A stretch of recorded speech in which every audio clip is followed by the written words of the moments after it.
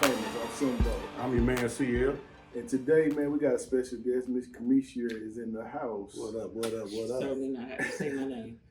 Hey, look, man, we want to thank all the subscribers and viewers to We Are Famous. And if it's your first time, go ahead and hit the notification button so you can know when we come on. Yeah. So look, man, let's get into today's show, man. You know, like I said, we got a special guest. You know, we had a pre-production meeting. She had good insight on this, so we asked her to join. She's off camera, but I will show her face every now and then on the screen. A beautiful picture. She had beautiful pictures.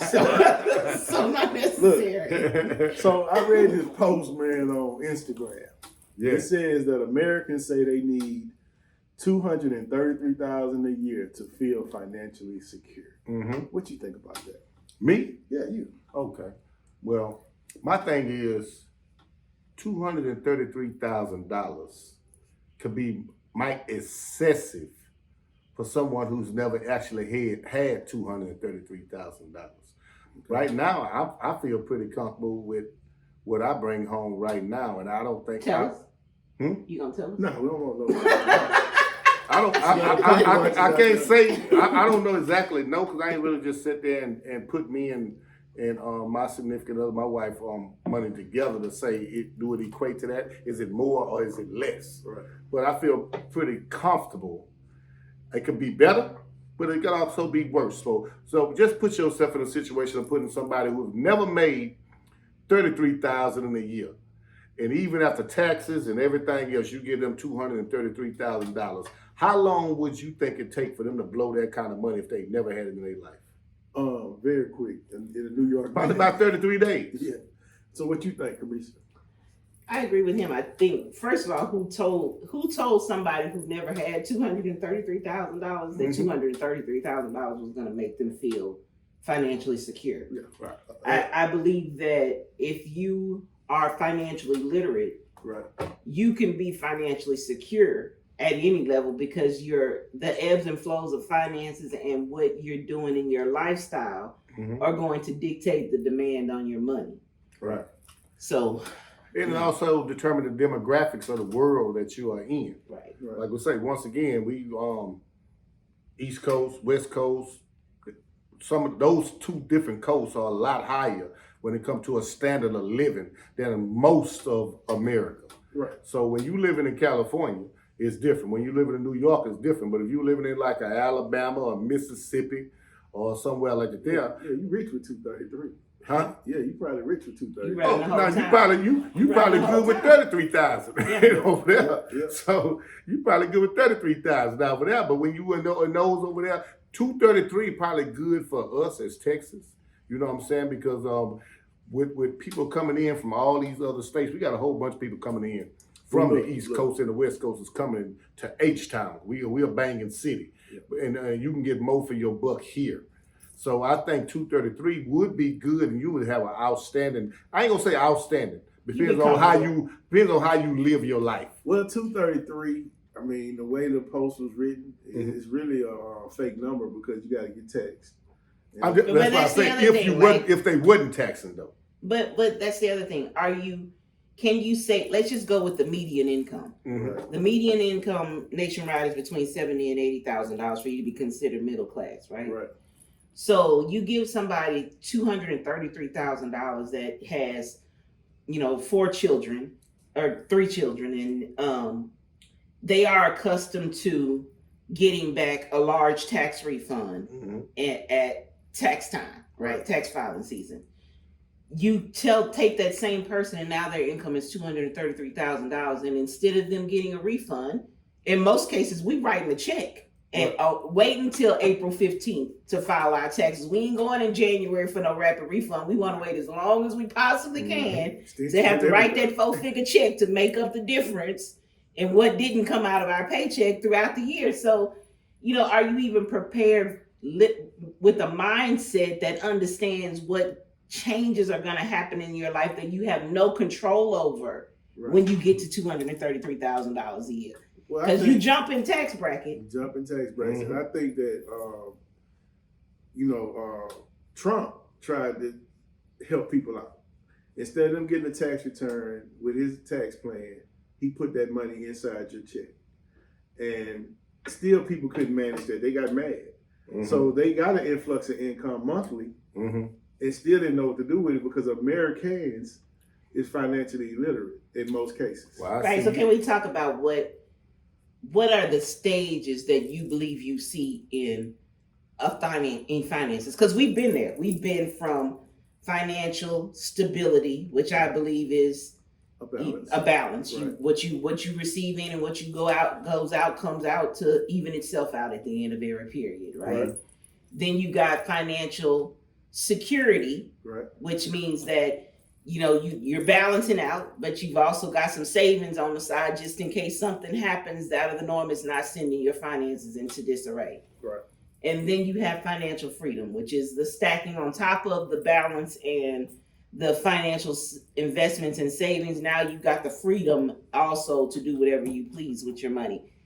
We've been at that high and come back down to beneath financial stability to financial distress, right? And then back again to financial freedom. And if you don't have a mindset of knowing how to handle the financial distress, the financial stability, the financial security, and the financial freedom, it's still not going to give you a happiness in life. You just going to be on a hamster wheel trying to catch up with your newfound lifestyle. You can be at any level of what you just said, stability, security, or freedom, and not have happiness because, like you say, you got to find happiness within yourself.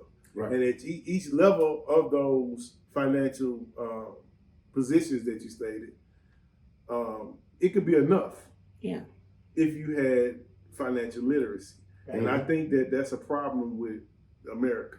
It don't matter the amount of money. You could have $70K and be happy. You can have a savings and everything because you're budgeting based on your income. But 9 times out of 10, when you get somebody an influx of money like that, they go get a car that they can't afford. They might can afford the car payments, but they're not putting in the oil changes and the upkeep, maintenance. All that goes into that. So when you start making that kind of money, you have to really educate yourself because that money can go away very quick. Yeah, and when you buy those type of vehicles, you got to have somewhere to store those nice vehicles. You don't want them out here in all the elements of the rain and everything. So you still want to go get you can't go get you any kind of apartment. You can't just live in the projects and then come out there and everybody's sitting on your car and you got to ask them to get off your car so you to go somewhere. You know what I'm saying?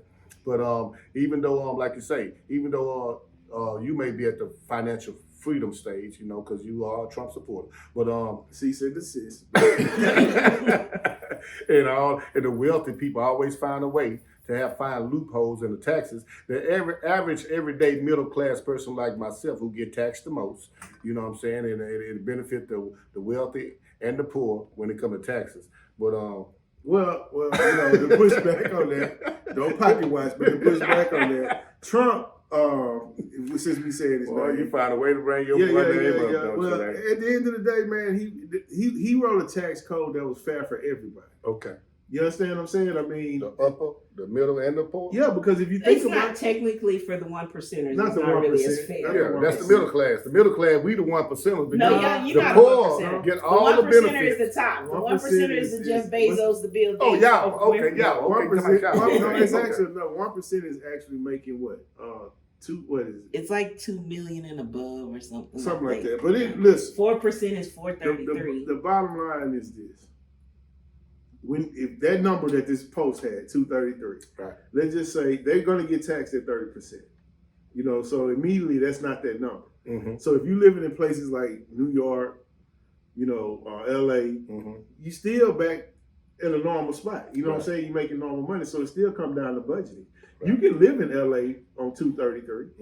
But you might not live in the most, glitzy and you ain't gonna live. You're gonna exist in LA for 233. You ain't gonna do no too much living. Right. But who told these people that don't make 233 that 233 was the number? Right. That's the problem with social media. People just say random things and they be on social media buying fake bags. And what they call them? Dupes. They call them dupes. And an average person be like, "Oh man, I need this amount of money." When they paying $39.99 from Tamu or whatever the name of that little site is, man, they pop up all the time. But at the end of the day, I don't think a specific number can make you secure. You know what I'm saying? It has to be your budgeting and your financial literacy that can make you secure. Because certain things that are important to you financially might not be important to somebody else financially. Right? Like, like you just gave the example of you can't pull up to an apartment in a brand new I-7, right? But what if somebody doesn't want home ownership? They want to live in a condo. You can still pull up to an apartment. It might just need to be a different kind of a different price point of apartment because home ownership isn't for you. So if you decide that you want to spend your $233 on depreciating assets instead of appreciating assets, then that doesn't make you less financially literate. It just means that your literacy is at a level that makes you comfortable. Well, let's help educate people a little bit. Yeah. In my opinion, I think that no matter what type of money you make, you need to start paying yourself first. Right. I'm not saying don't pay your house note and your light bill. Right. But take a percentage out of it and pay yourself first. Yeah. And then you will feel more secure, more happy, and more free when you can see your personal savings or whatever piling up. Because I'm gonna take all your money and give it to restaurants, the Papa Do's, the whatever, the fast food places. Take some of your money, The bottle girls. The bottle girls. So you and your wife, y'all both got separate jobs and stuff, right? Right. So at the end of the day, y'all may even have a joint account. So do you and her actually have separate things where you say, okay, I'm gonna take care of me first, I'm gonna take care of me first, or everything is just together? No, we are a partnership. Okay. So everything we have different bank accounts that are set aside for different things.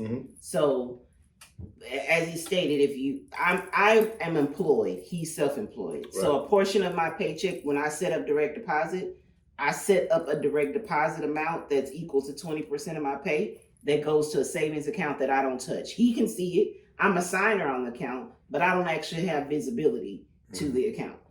Then we have, our money goes into a bill money account. We have several investment accounts, but there's no money that's coming into this household that both of us cannot touch, because we believe that if we are married, we are one, we are partners. There's no secrets that are hidden about anything in our life. But do you think that work for everybody, or that just work for you?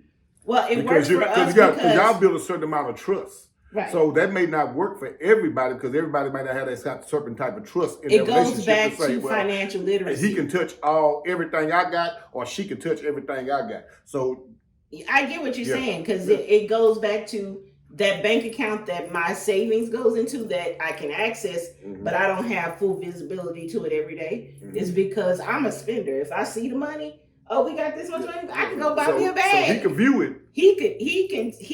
I have control over it, just like he has control over it. But I don't have the login where it shows up in my listing of accounts. Right. So, because he's the saver in the household, I know if I put some money over there and I come ask him 3 years from now, is that money still? It's gonna be there. Okay, let me get back on topic. I'm gonna let him go back and get back on topic, because he know I drift in a minute. No, that's on topic, because that's help educating people about, because that number 233, that's the subject. But what we're talking about is being literate, in finances.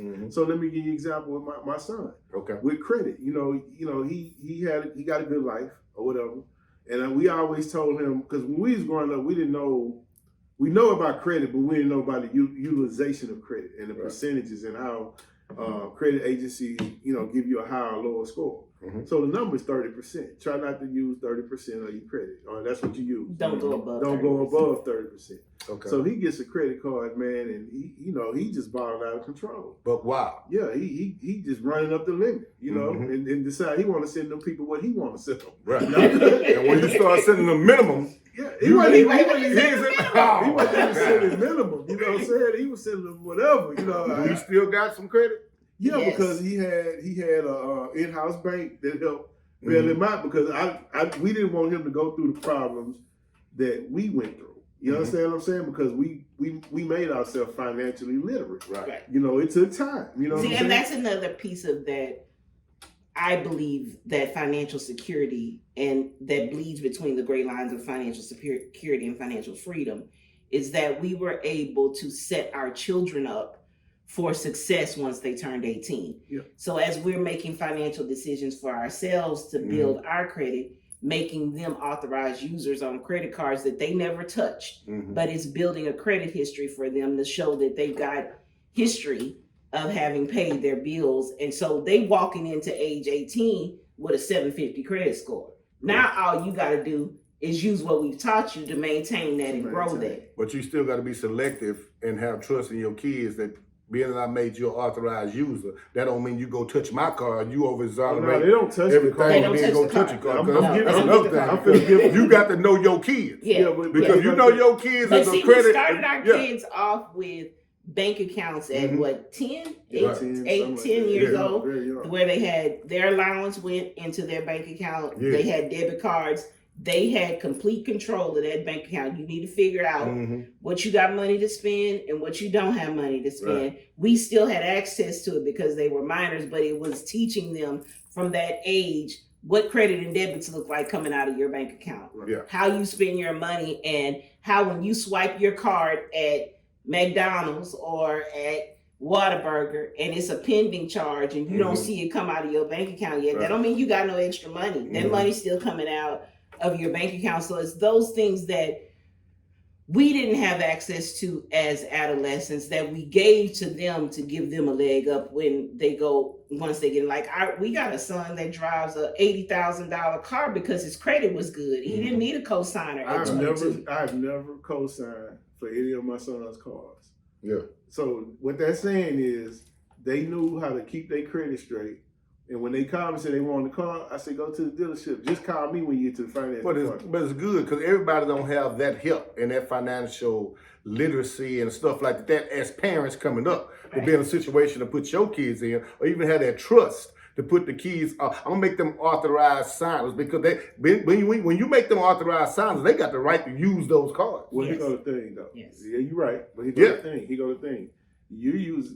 I think you missed something. We made them authorized users. The cards are not in their wallets. Okay. You know Okay. So some place you can go though. If you got the card they number, don't know. They don't know They don't numbers. know. They just know that they credited 700. And we explained to them why it's like that. Okay. It's because you're authorized user. Okay. So they know they have American Express cards, but it's not their card. Okay, because I'm Literally. saying because somebody can become a credit crackhead. You don't want kids that's a credit crackhead. No. Well, And next thing you know, because you're gonna know which again, one actually doing it too. Again, we let one keep one.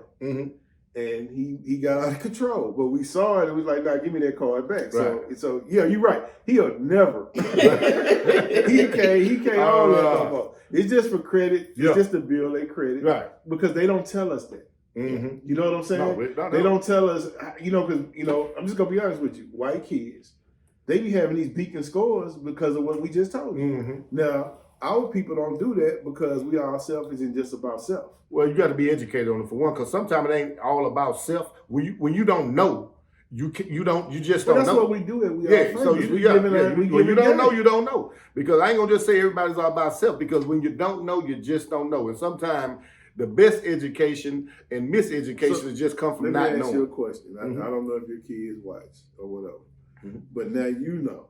Right. If you got a credit card, you can make one of your kids a co-signer on the card. I ain't put none on my goddamn authorized user. Ain't nobody getting on my goddamn card. I got all those times to keep my wife off. And make them get them a better credit score.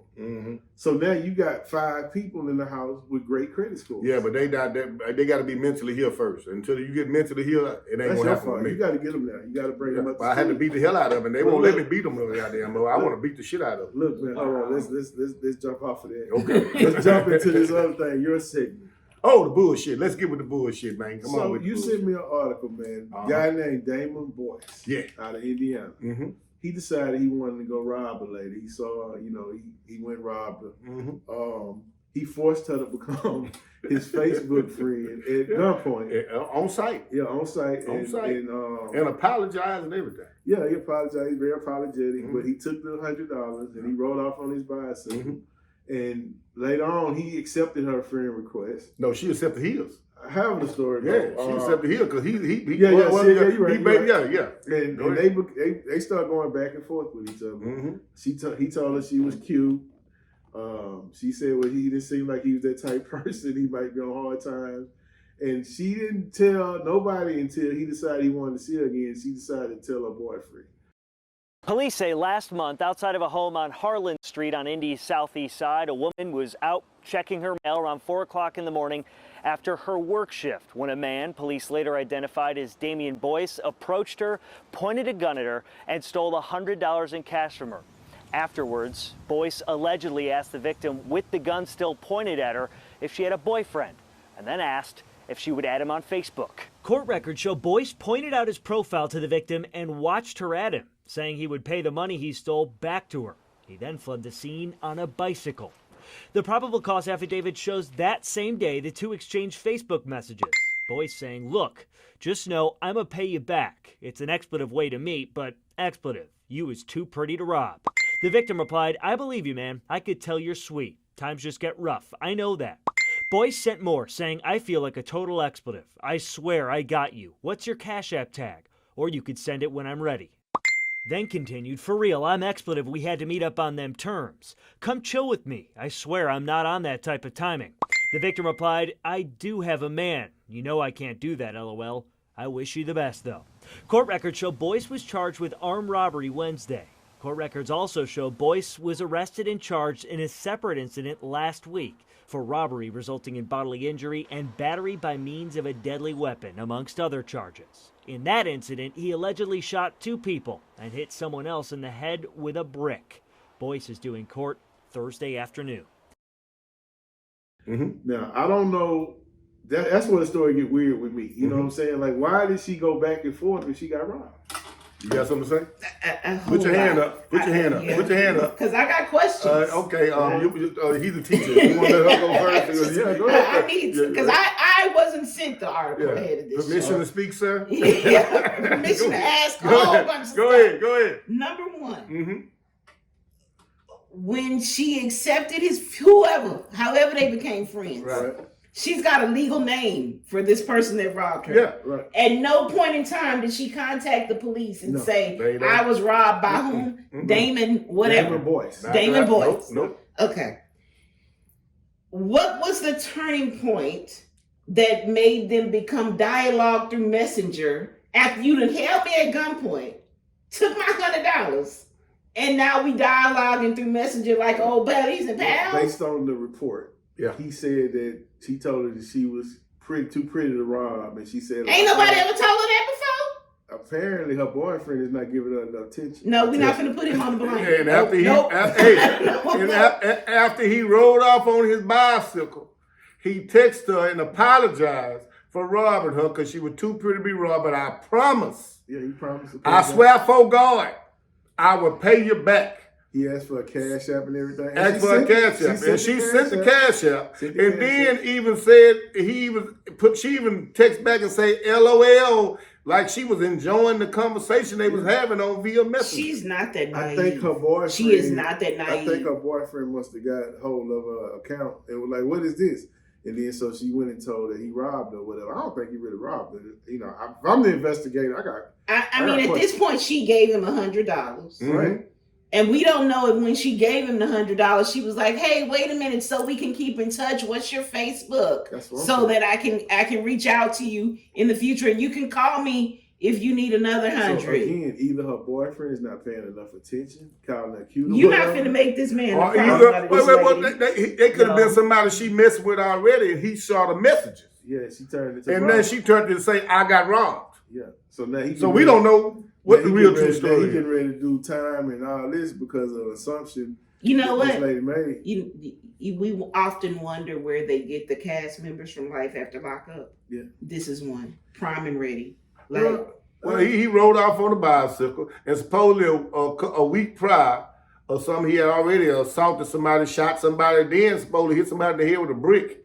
So he's a violent person. So why he chose her to rob and then and not violently assault her, it could be that they got some kind of relationship going on already outside of what we really know about. Semi. Yeah. Did you check to make sure this not one of Carl's? Yeah, no, it's not. It's not one of these fake stories. It's not the Jerry Springer. I have gave one fake story once before, and I was very serious about that one fake story.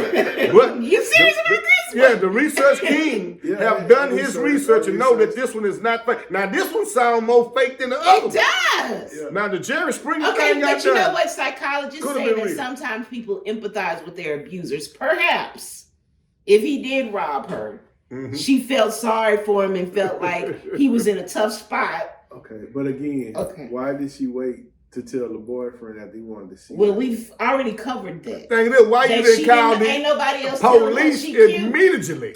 Immediately. Yeah, that's what I'm saying. Immediately. You know this man's You got name. all this information. That's the first thing. I just got robbed and here you go. I know what he looked This like. what he look. You ain't Here look. you I don't go. even need a sketch artist. Here's his picture. Like, I mean, you know, hey, this is the world that we're living in. You know, yeah, this deserves to be in this segment. Yeah, It I really agree. does. This might be. This is deserving of an award. This might be your best This is one. my biggest bullshit section. Yeah, Hey. I'm put a trophy on the Yeah, scene. there's a trophy And I want right my here. don't say something about trophy, cause I want my I'm damn gonna put a trophy. trophy on the scene. I want on my damn screen. trophy. And yeah, I thought you was coming with some more big booty jewels. But we I retired. mean, when y'all do the year recap, this needs to be number one Yeah, because we this is retired crazy. Julie and the brat. The boy come- And the fake Jerry Springer. I challenged him. And so I'm serious about that. his Jerry segments was Springer. very weak. And I want to congratulate you. You know what I'm saying? I want to congratulate you. all day, You man. done did We yourself have a on this round one. of applause.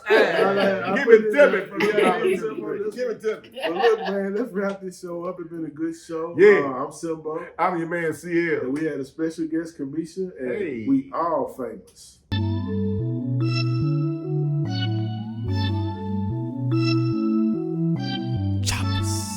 Acer, no chaser. Yeah. Bitch, we told him.